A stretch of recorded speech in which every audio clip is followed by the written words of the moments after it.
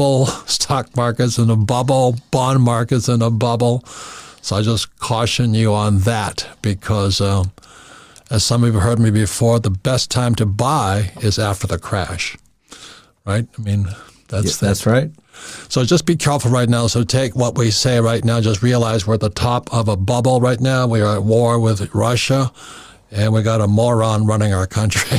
So, it doesn't mean you still can't get rich, though. So I'm here on the show with one of my best friends, Ken McElroy. Been 25 years. Been fast. Yeah. We have made frickin' millions together, and we pay very little in tax. And so I'm going to tell you how we met is when I came out with Rich Dad, Poor Dad, we created the cash flow board game. And some people, well, how do you sell this board game? Well, I think I'll write a book. So I wrote a book called Rich Dad, Poor Dad. And naturally, the publishers in New York said, you don't know what you're talking about. What do you mean your house is not an asset? What do you mean savers are losers?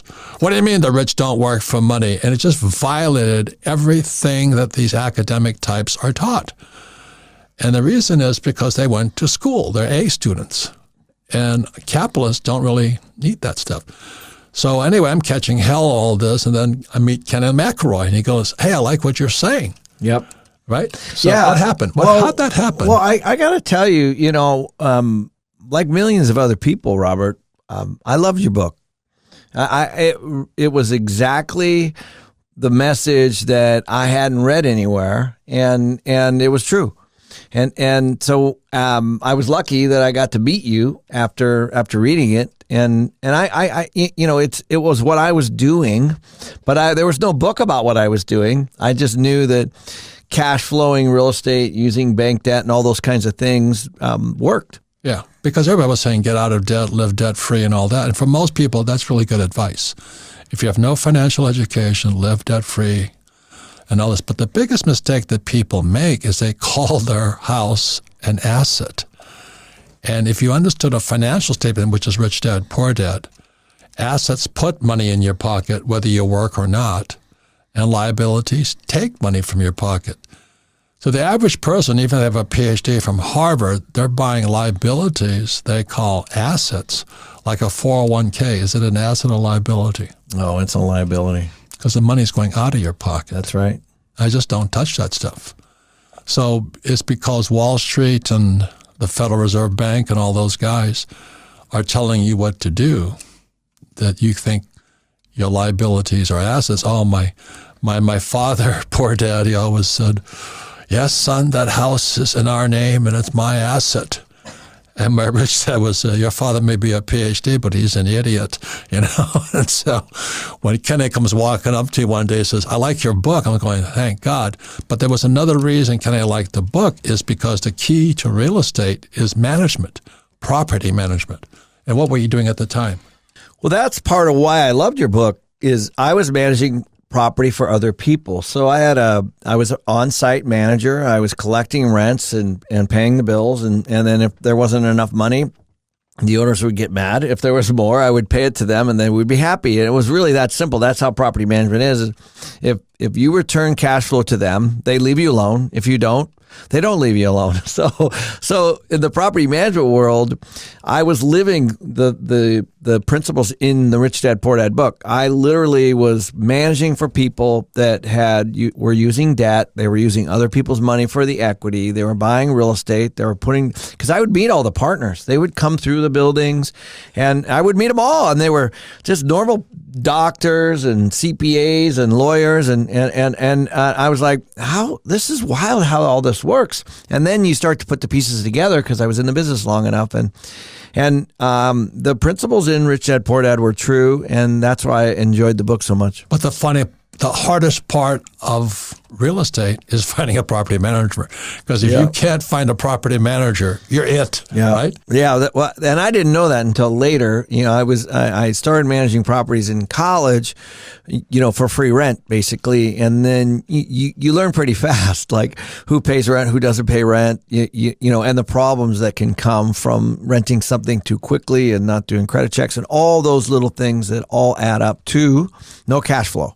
And so that's what gets most new real estate investors in trouble is they don't know how to manage the property. And there's a lot of legal stuff to it. Well, yeah. So here's what I see. One of the biggest mistakes is people look at it like a stock or a stock market, or just, they invest their money and then they walk away.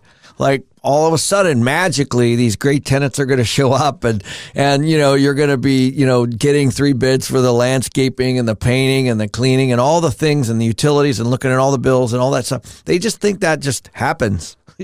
That's what property management is. Or they say, Kim's father would say, he was a stock guy, and stock guys are different than real estate guys. They're very, very different. Yeah. Very, very different. He says, I don't want to fix toilets. And I said, what makes you think I fix toilets? Yeah. But they can't get past that. So it's property management that's the key. So Kenny and I started with Kim. Kim was managing our properties, and boy, it is really a bear. It's hard. And then so Kim was begging Kenny, please manage our properties. Please manage our properties. And Kenny said the magic words, I can't help you. What did you say to Kim? Yeah, you guys are thinking too small. And it was like a bullet going through her brain. She says, what do you mean I'm thinking too small? What did you mean by that? Well, you were buying small units, like 10 and 12 unit buildings. Something we could manage. Yeah. And you were doing it for that reason, because you could drive over there and put a tenant in there, look at a unit. But the truth is, if you have a manager managing a 10 unit building, it's too expensive. Yeah, you also have a manager managing a 200 unit building. So the difference between a manager that's going to accept a 10 unit building and a 200 unit building is experience and wisdom, and somebody that really understands the business. And so when you start buying bigger properties, what happens is you attract better people and they make more money and you pay them more money. And all of a sudden life becomes a lot easier the bigger the properties are. And that's what I meant when I said it. And so Ken prevails. He says, okay, I'll take over. And he walked onto some of our properties. The biggest thieves were property managers. And I wish I hadn't seen that before, but I have. I mean, at this point I had managed, 20, 30,000 units, up and down the West Coast. So I knew I'd seen a lot of things and this. So when you, as somebody who's done that for a while, when you step onto a property, you can see the signs. Yeah. Like I remember one unit, I opened the door and it's filled from floor to ceiling with appliances and electronics and leaf blowers and lawn equipment. And this is our property, right? Yeah. Oh yeah. This is one of your vacants. And it's full of stuff from like Ace Hardware and Home Depot and Lowe's and I'm like, okay, this guy's stealing. And that was our it. Property manager's son was stealing from us using our credit card to put stuff in storage from Ace Hardware, and he was fencing it. Yeah. So those are things that I've seen before. Oddly enough, I've seen your manager steal money. I've seen all kinds of things. As you are, just like anything, no matter what profession you're in, if you're in it a while, you start to see things from clients and customers and vendors, and so so it was super easy for me to, within 10 minutes, I was like, okay, you got a problem here. We're gonna have to extract your management team here, put new people in. And that's when Kim she's like, no, remember? Because the gal you had managing the property was very nice, but she had to know because there was a vacant unit full of stuff and she was just covering for her son. So she was very, very, very nice, trying not to get her son in trouble, but he ended up getting in trouble. Yep. And then we've had our property manager one night, one of the tenants called us and says, hey, your property manager's a truck in front of his house and he's moving your refrigerator out. Yeah. Our property manager, we gave him a big house on our property, and one of the tenants called. He says, the guy is moving furniture out of your house, the refrigerator, at night. Yeah. Yeah, I've seen that. I've seen tenants do it. There's all kinds of things that happen in the property management world that don't get discussed a lot. But, the signs are there and they're pretty consistent. And so honestly, you guys made a really good decision on the property itself and the location. But so it was literally a month before we had that thing turned around and re-rented in full. It was not that far off. So Kenny, took pity on Kim and myself, and we still have those properties, and he sent his best team in there to clean the whole rat's nest. We had several small, like 18 units and 25 units, and he cleaned out the rat's nest. Yeah. And the rat's nest were the property managers. And some of the people they had in there too. So, that's the other piece. I've had everything, man. I've had drug dealers, we've had prostitution, we have a lot of crime at properties before that we've taken over, and so I've seen a lot. And once you miraculously, once you put somebody in there that pays rent and works, like, your life gets a lot easier. So it's really not that difficult, but it's common sense. So one more warning. We're at the top of a market right now, and Kenny and Kim and I were buying at the bottom of a market. And that's why it kind of made sense. Be careful. And you just don't go and buy, like, I won't mention his name, but he's very famous in the real estate world. He says, go out there, start with a 200-unit apartment house. And I went, are you kidding me? I think it's what, $15-20 million 200-unit apartment house. That's how you start. And Sarah knows I got into it with him right on this Rich Dad radio show. I mean, would you start with 200 units at $20 million? No. You got to start with small deals, make small mistakes, just like you would do anything. So I remember that show. Oh, I remember that show. We don't talk to him anymore. No. I mean, I don't think he'd answer my call even if I tried. So we at the Rich Dad Radio program here will do our best to make sure that we are upfront with what we say. So again, it's at top of a market, top of the bond market, top of the stock market. Baby boomers are retiring, so be very, very careful. And you just don't go out, so I'll become Donald Trump and I'll buy a hotel. You just don't do that stuff. So when we come back, we're talking more about Ken and his latest book. It's called The ABCs of Raising Capital. Because one of the beauties of real estate is that, as it says right here, only lazy people use their own money. So if you're listening to this program and say, well, I could get into real estate, but I don't have any money, and you effing rich guys have money and all this stuff. We didn't have money either. So this only lazy people use their own money comes one of our teachers, Frank Crary. He was teacher for Kim, Kenny, and myself. And he would laugh at us. He was in his 90s, and he'd say, only lazy people use their own money. Yep. And so the book that Kenny's coming out with now is his fourth in the series, The ABCs of Raising Capital. We'll be right back. Inflation is at a 40-year high. The Fed is tightening up, and top firms predict returns under 5% for the next decade. No wonder a recent JP Morgan report declared alternative assets are no longer optional. And of all the platforms for alternative investing, there's one that's a no-brainer. It's called Masterworks. Masterworks has solidified itself as the platform for investing in contemporary art. You can access exclusive investments from names like Banksy and Picasso for just a fraction of what billionaires pay to diversify their portfolios. Since 2020, Masterworks has sold 3 paintings, with each returning over 30% net IRR to investors. And their new offerings usually sell out in hours. 30%, that's pretty wild. If you want to get in early, go to masterworks.io, create an account, check out what they have, and invest in their offerings. And our subscribers get to skip their wait list at the special link in the description below.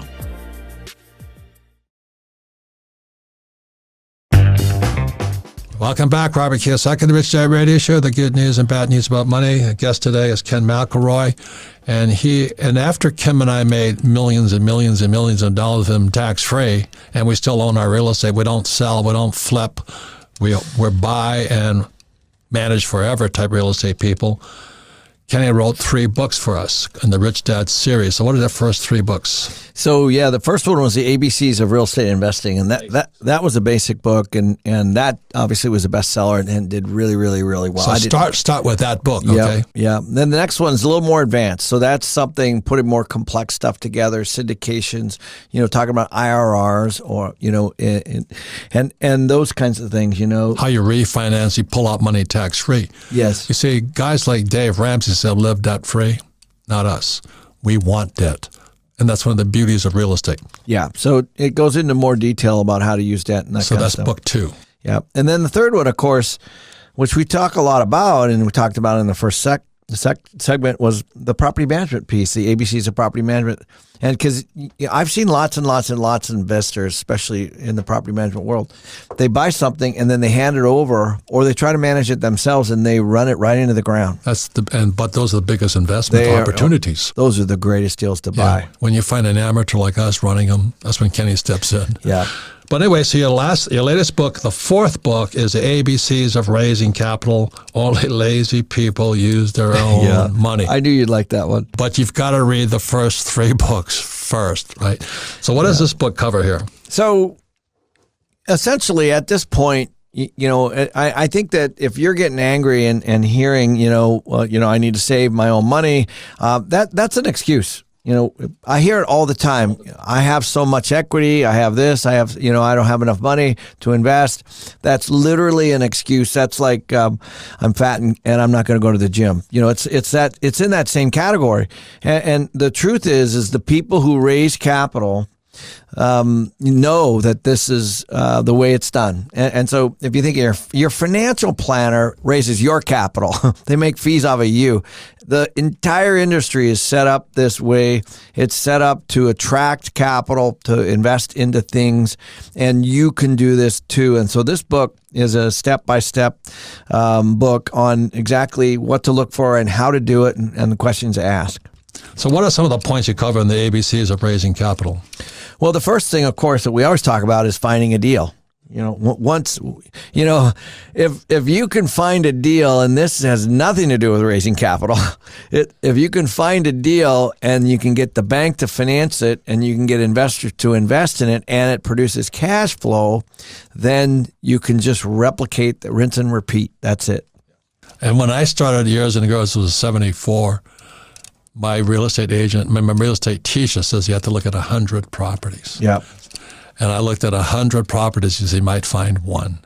And I had to write a report on 100 properties. This was my assignment from that class in 74. And all of a sudden, as I'm writing this report up, the good, the bad, the ugly of each of the deals, I said, oh my God, there it is. So my first deal was $18,000 on the island of Maui. And everybody said, well, you can't afford Maui. But there was Maui, $18,000, nothing down. That's right. And I made $25 a month. That was an infinite return because I made $25 on nothing.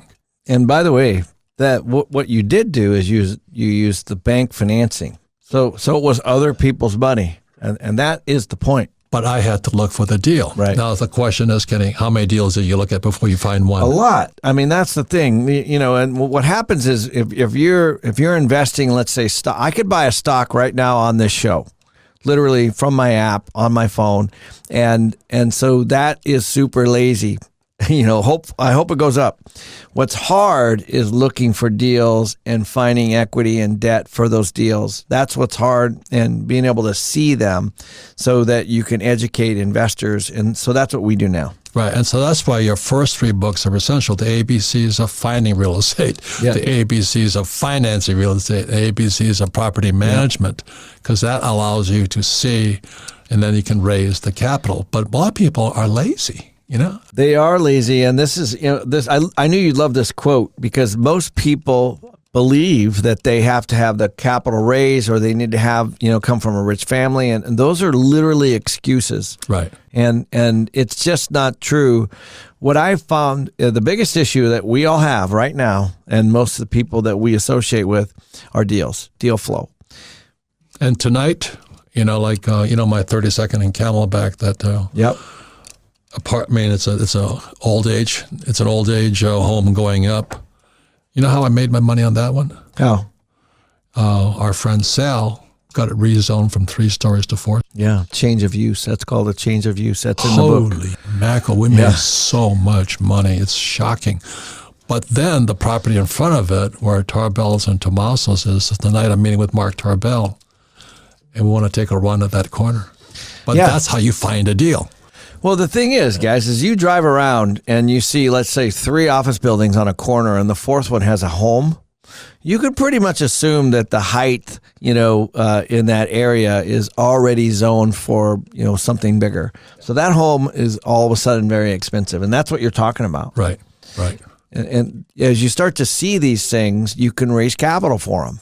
Right. But it took me with that $18,000 unit when 1974, looking at 100 deals, analyzing 100 deals, I had to write 100 papers up. Yep. And suddenly I could see it. Yep. It's repetition. It's like anything. You are not going to get the wisdom unless you go out and start looking at deals, start getting emails, start looking at stuff, start getting on the phone, start walking units, start going to neighborhoods, and start calling people. It's just not going to happen. And the most amazing thing, we have a video that we've done. What would you call it? What we just did, Sarah, with the video with Kenny and I just in like a promo or a short video. Yeah, and so how will they find that video? That'll be on their platform at RDA, Rich Dad Advisors. Okay, so you can see that on I'll video. put a link in the description. Yeah, so just look at that, but it takes a while to get that good, but it's worth it because I talk about it. Kenny's problem right now is finding deals because guys like me have so much money coming in from the last deal you gave us. I have to give it back to Kenny. I said, Kenny, I can't take this money. And his capital raising gets easy because there's so many guys like me, you've made so much money I'm trying to give it back to you, right? Never in my life would I have believed that I would have more money chasing me than deal flow. And in the beginning, I thought I needed money. You were chasing guys like me before. Yeah, I was. And that's how you start. And then what happens is as you start to return money, like to you, I just gave you a couple $1 million last week, tax-free, cash out refi. And as you start to do that, and by the way, to hundreds of investors, we're always refinancing projects and returning capital to them because that's why they invest with us or our team or our leadership. And when you start to do that, then the confidence and the trust goes up as it should. And as you start to perform to the business plan that you told them you were going to do, and so it takes a while. And after 20 years, you have now, a following. And so now we do have more money than we have deals. And so our issue is deal flow.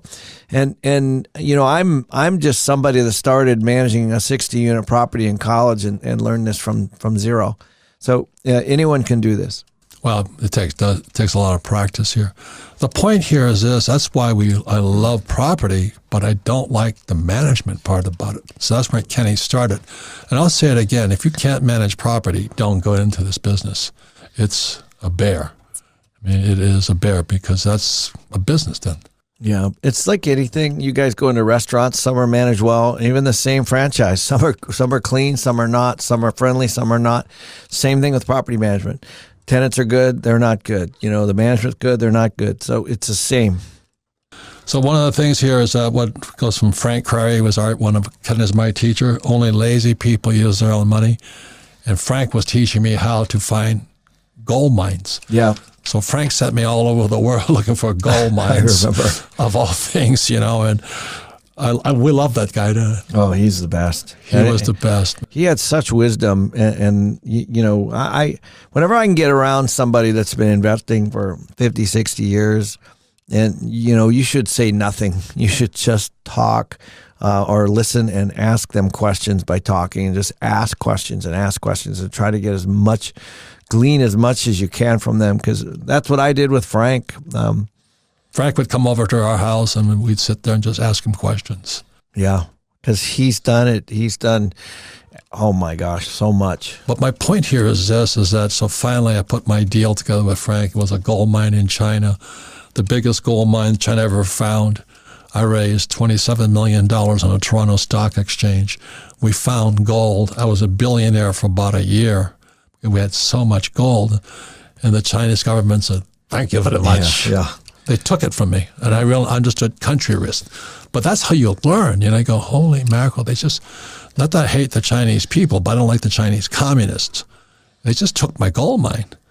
So it looks like we didn't make any money, but the whole story completes last week too. So Kenny calls me up. He says, I got $2 million. I go, Jesus, what am I going to do with this money? I mean, the problem is you got to keep moving that money. And so my friend called me from Vancouver. He says, guess what? I have a gold mine. and it's in Utah. So Sarah knows, right? I just moved that 2 months right into that gold mine. And then Kenny's part of the deal and all this. It never makes it outside. Please hear me when you see, from the cash flow quadrant, E, S, B, and the I, the best deals never get outside. Am I correct? Yeah. Well, in fact, we say the bigger the brochure, the worse the deal. If somebody has to sell you with this big brochure and all this information in there, there's probably some salesmanship in that. And we would do literally over the back of a napkin over a beer or something. Yeah, like here's the high level, here's what it is, here's what it'll do, right? And the reason we say that is because if you're watching television and all these guys are pumping this stock deal or this mutual fund and all that, run. Because the more promoted it is, it's probably the worst. Would you say that's true? Yeah, I really would. It's it really is a game of being inside of a bunch of team and an industry and understanding deal flow. Even last week, I was in the middle of nowhere. I was in Pahrump, Nevada, doing some tactical training, and there were real estate guys there. And we were talking about, one guy was doing land leases for billboards, and it's just he's done 16 of them, and they're just ka-ching, ka-ching, ka-ching, and I was like, oh, that's a good idea. And so what happens is you start to ask questions, find out what people are doing, and we don't know everything, and so there's lots and lots and lots of ways to do this, lots of ways to raise capital, lots of ways to do real estate deals with really no management even. And so that's it. And once you're in these circles, then you just get wiser and wiser and wiser. Yeah, so look at the cash flow quadrant, E, S, B, and I. I stands for insider. You want to get to the inside.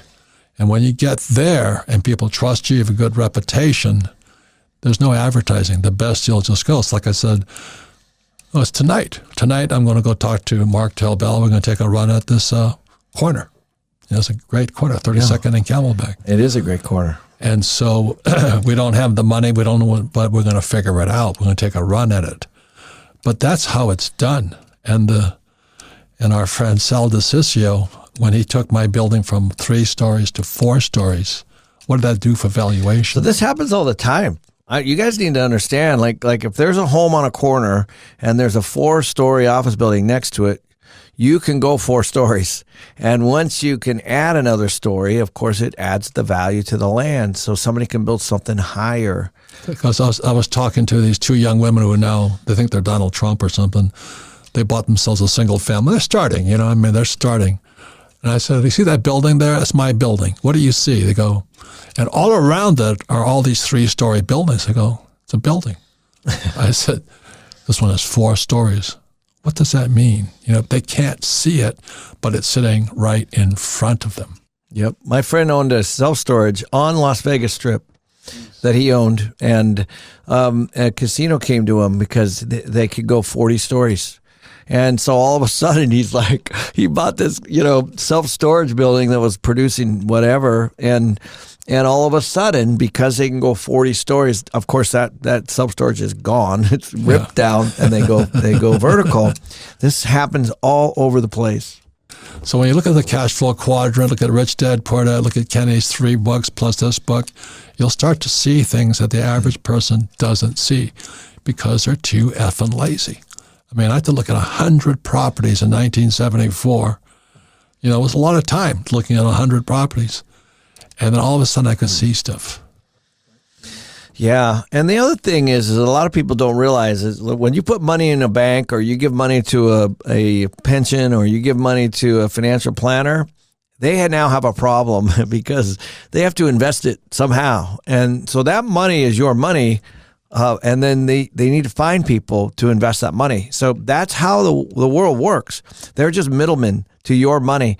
And so that money makes its way to real estate deals. That money makes its way to businesses. And so why not be on the other end of it? Well, instead of giving somebody the money and then having them look, why don't you figure this out for yourself? And then try to get that money from those same people to do deals. That's how this whole system works. Right.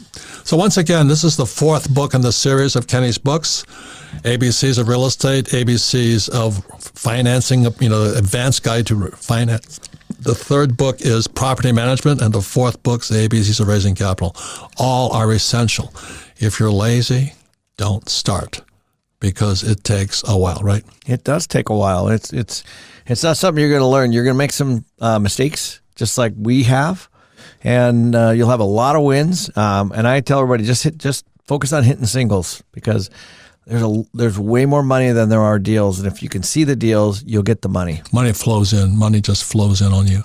So once again, if you don't want to do all this work, then follow Dave Ramsey's advice. Live debt-free. Call your house an asset and enjoy life. Hey, Kenny, thanks very much. Hey, my pleasure. Thanks for having me on. And thank you all for listening. Sarah, final comments on that. Thank you so much, Kenny, for your time and coming in. Because you just bought your first property, right? Right on. It's actually 2 cabins on a lake in northern Indiana. Perfect. So I'm prepared to make all the mistakes. But it'll be a great adventure. But so far it's been fun and interesting. I am doing all of the maintenance so far myself, the remodel. Yep, good. So I'm learning how to install toilets, sinks, how to fix water softeners. I mean, it's a disaster. I mean, that's how we all start. Yeah. No, yeah. It's a good experience too, because when you have a contractor, now you're going to know what to I can ask. speak the language a little bit. Yeah, it's definitely. very important. So yeah, it's fun. It's been a fun ride so far. Good. So congratulations on starting. Congrats. That's great news. That's the most important thing. Sarah has started. Way to go.